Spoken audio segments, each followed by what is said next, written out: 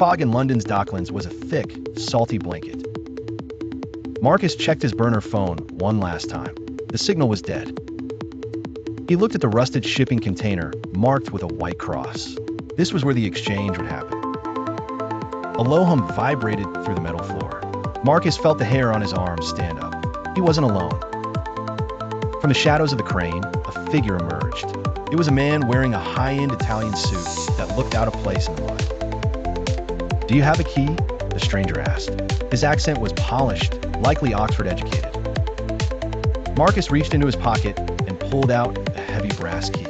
It felt cold against his palm, a relic from a bank vault that no longer existed. The stranger didn't move. He gestured toward the container. "Open it. If the contents are damaged, you don't get paid.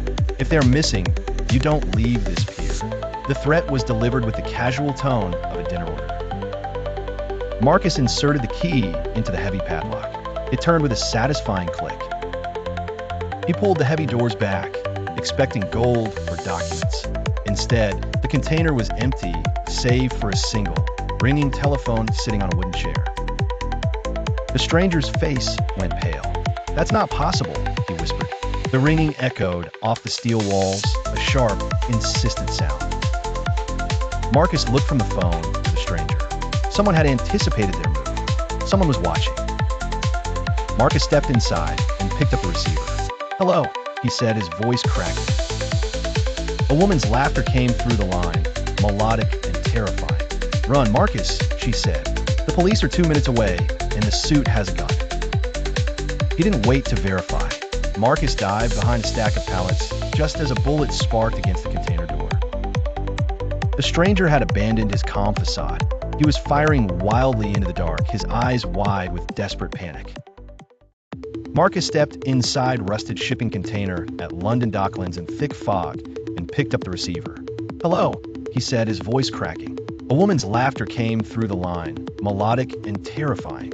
"Run, Marcus," she said. "The police are 2 minutes away, and the suit has a gun." He didn't wait to verify. Marcus dived behind a stack of pallets just as a bullet sparked against the container door. The stranger had abandoned his calm facade.